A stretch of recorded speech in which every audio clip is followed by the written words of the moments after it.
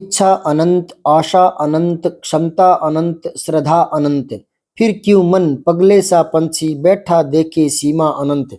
जब टूटने लगे हौसले तो बस ये याद रखना, बिना मेहनत के हासिल तक तो ताज नहीं होते। ढूंढ लेते हैं अंधेरों में मंजिल अपनी, क्योंकि जुगनू कभी रोशनी के मोहताज नहीं होते। प्रिय विद्यार्थियों, आज अगला निबंध करते हैं। बहुत ही प्यारा निबंध है, मतलब बहुत प्यारा लिखा है। देखें आप, कन्या भ्रूण हत्या एक अभिशाप। मैं पढ़ता हूं, आप ध्यान से सुनना। आप ये कोटेशन जो है या जो हेडिंग है वो आप उतार लेना, बाकी एक दो बार लगातार सुनेंगे ना तो ये याद ही हो जाएगा, ठीक है।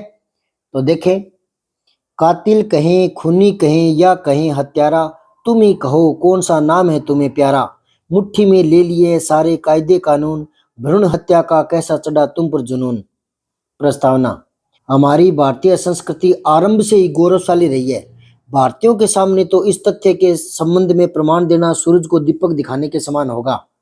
इस संस्कृति के कुछ मूल्य व कुछ आदर्श तो कभी भी पुराने नहीं हो सकते। वैदिक काल से ही नारी के महत्व को रेखांकित किया गया है। यत्र नार्यस्तु पूज्यन्ते रमन्ते तत्र देवता। जहाँ नारी की पूजा होती है वहाँ देवता निवास करते हैं। भले ही हमारा समाज पुरुष प्रधान है, लेकिन नारी का महत्व निर्विवाद है। उसकी सहभागिता न केवल सराहनीय बल्कि अनिवार्य रही है। उस समाज की तो कल्पना भी नहीं की जा सकती जिसमें नर ही नर हों। दोनों से ही एक सुंदर समाज का निर्माण होता है। इसलिए नारी के अस्तित्व को कम आंकने वाला मूर्ख प्राणी कहा जा सकता है, और कुछ नहीं। उपयुक्त तथ्य को भली भांति जानते हुए भी पुत्री जन्म को अपना दुर्भाग्य समझते हैं, यह बहुत ही विडंबना की बात है। भ्रूण हत्या का कारण। कहने को तो भारत में नारी को महत्वपूर्ण अधिकार प्रदान किए गए हैं, लेकिन व्यवहारिक रूप से देखा जाए तो कुछ और ही है। एक तरफ से पुत्र पुत्री समानता का राग अलापा जा रहा है, तो दूसरी तरफ दिन ब दिन भ्रूण हत्या की घटनाएं सामने आती जा रही है। इसके पीछे कई कारणों की सारणी बनाई जा सकती है, मगर मूल रूप से तो इसके मूल में लोगों की गिरी हुई मानसिकता का ही हाथ है। कहने को कुछ भी कहो, लेकिन पुरुष प्रधान समाज में नारी का सम्मान कुछ कम ही आंका जाता रहा है।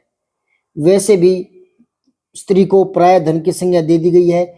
यह मानसिकता बदली नहीं है। अगर भ्रूण हत्याओं के कारणों को सार रूप में देखें तो इस प्रकार है।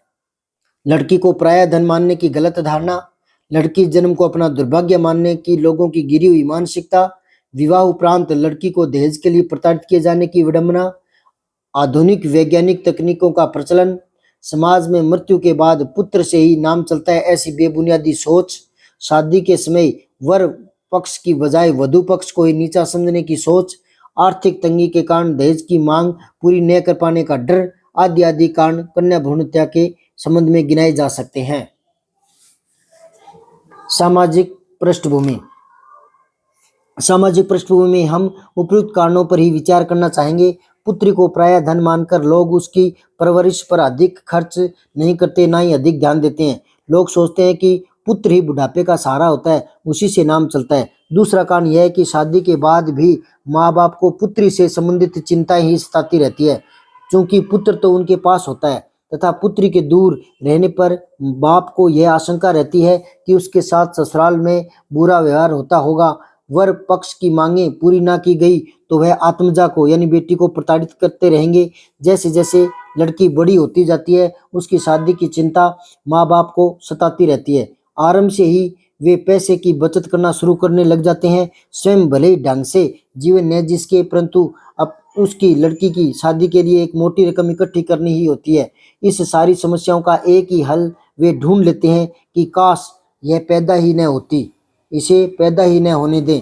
तकनीक ने भी भरपूर बढ़ावा दिया है, जो गर्भ में पल रही संतान का लिंग निर्धारण करके बता देते हैं। वहीं पर माता पिता की समस्या हल हो जाती है और शुरू हो जाता है अमानवीय और घिनौना कृत्य, भ्रूण हत्या एक अभिशाप। सेवती मांस 10 जिसको, पालती उदर में रख जिसको, जीवन का अंश खिलाती है, अंतर का रुधिर पिलाती है, आती फिर उसको फेंक कही, नागिन होगी नारी नहीं। माँ के निर्मम हृदय की पोल खोलती दिनकर जी की उपयुक्त पंक्तियों में कितना दर्द भरा है। संतान को आत्मज और आत्मजा कहा जाता है, मगर वह कैसी माँ होगी जो अपने आत्मा के इन टुकड़ों को निर्ममता से अपने से अलग कर देती होगी। गर्भ में ही लिंग का पता लगाकर गर्भ गिरा देना तो भयावह है, ये विस्मित कर देने वाला प्रसंग ही है। मगर मानवता तो तब और तार तार हो जाती है जब अबोध बच्ची को किसी गटर की नाली में पड़े होने की खबर अखबारों में छपते हैं तो रोंगटे खड़े होने लगते हैं। जब जब सुबह सुबह भगवान की पूजा अर्चना का समय होता है, खबर सुनने पड़ने को मिलती है कि अमुक स्थान पर एक अबोध नन्ही जान कचरे के ढेर पर पड़ी थी। कौन ऐसा मानव हृदय होगा जो इस खबर से दहल नहीं जाता होगा। अमुक स्थान पर सड़क के पास 3-4 माह के भ्रूण को कुत्ते नोच नोच कर खा रहे थे। इस तरह की खबर पढ़कर कोई बिरला ही होगा जिसका मन नहीं पसीजेगा। ऐसे दृश्य तो शब्दों को ही कम कर जाते हैं, शब्द ही कम पड़ जाते हैं। किन शब्दों में ऐसे निर्मम हृदयी व्यक्तियों की भर्त्सना करें। यह हमारे पूरे मानव समाज पर एक कलंक है। इस विषय पर सभी को गंभीरता से चिंतन करना होगा, वरना हम मानव कहलाने के भी हकदार नहीं होंगे। भ्रूण हत्या रोकने के उपाय।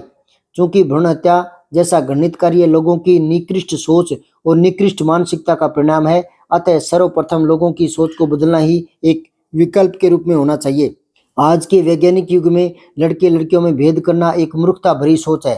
पुत्री जन्म के संबंध में लोगों को सोचना चाहिए कि वे अपनी वर्तमानी सोच को बदल डालें। इसके पीछे कुछ कारक ये हैं जिनसे लोगों में जागरूकता आ सकती है। आज लड़की भी उस क्षेत्र में सफलता प्राप्त कर सकती है जिस क्षेत्र में लड़का। लड़कियों ने अंतरिक्ष परी बनकर तो दिखा दिया है, चांद पर पहुंचना भी कोई बड़ी बात नहीं है।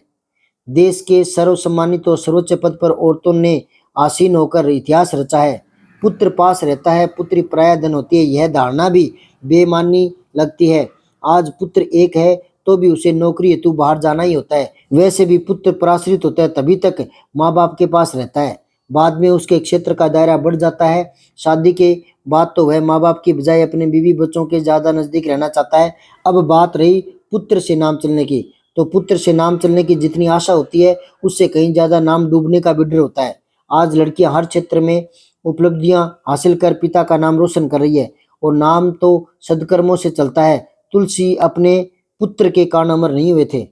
तो लोगों की ये सोच बदलनी चाहिए कि पुत्र या पुत्री से नाम चलता है, नाम अपने सुकृत्यों से चलता है। पुत्री 18-20 वर्ष तक पिता के सानिध्य में अपने कर्तव्यों को निभाती है, फिर शादी के बाद पति के घर की इज्जत बनकर अपने दायित्वों को निभाती हुई वंश वृद्धि करती है, जो ईश्वर का तथा प्रकृति का विधान भी है। अतः इस विधान के साथ नारी के अस्तित्व के साथ खिलवाड़ करना विश्व भर की सबसे बड़ी बेवकूफ़ी है। आर्थिक तंगी होने पर भी माता पिता को पुत्री के संबंध में नकारात्मक सोच नहीं रखनी चाहिए। आज लड़कियां पराश्रित न होकर स्वावलंबी होने जा रही है, बनने जा रही है। उपयुक्त विवेचना पर विचार करने से लोगों की सोच बदल सकती है, उन्हें इस घृणित कार्य को करने से बचाया जा सकता है।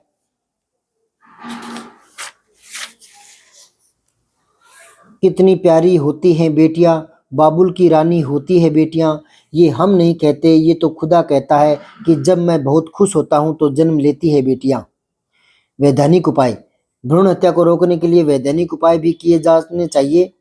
ये थोड़ा गलत लिखा हुआ है, मिसप्रिंट है, भूबड़ा आता है। कठोर कानून बनाकर ऐसे लोगों को दंडित किया जाना चाहिए। डॉक्टर जैसे सम्मानित पेशे वाले भी इस तरह का घृणित कार्य करते हैं, उन्हें कानून के कटघरे में खड़ा करना चाहिए, कठोर सजा देनी चाहिए। उपसंहार। युवा और समृद्ध भारत की एक ही पहचान, समग्र संस्कृति की मुस्कान, लड़का लड़की एक समान। अगर हम सच्चे भारतवासी हैं और अपनी महान संस्कृति से सच्चा प्यार करते हैं तो इस संस्कृति के कुछ आधारभूत मूल्यों को पल्वित पोषित करना ही होगा। जहाँ नारी पूज्य होती है वहाँ ईश्वर का निवास होता है, मगर हम तो नारी के अस्तित्व के साथ ही खिलवाड़ कर रहे हैं। निसंदेह हमें अपनी सोच को महान बनाना होगा, इस अमानवीय कृत्य से बचना होगा, तभी हम प्रबुद्ध नागरिक कहलाने के योग्य होंगे और देश को ऊंचाइयों तक ले जा सकेंगे। लड़का लड़की के भेदभाव वाली सोच से ऊपर उठना होगा, लड़कियों को कम आंकने की भूल से बचना होगा। Gargi, Maitreyi, Razia, Lakshmibai, Mother Teresa, Indira Gandhi, PT Usha, Kalpana Chawla, Pratibha Patil, न जाने कितनी ऐसी प्रतिभाओं के नाम गिनाए जा सकते हैं जिन्होंने अलग अलग क्षेत्रों में कामयाबी की बुलंदियों को छुआ है। अतः हमें स्त्रियों के अस्तित्व से खिलवाड़ नहीं करना चाहिए। औरतों को स्वयं को इस दिशा में सोचने की आवश्यकता है। बड़ी आश्चर्य में डालने वाली बात है कि औरत ही अपने जातीय अस्तित्व की दुश्मन बन जाती है। औरतों को सबसे पहले जागरूक होना होगा।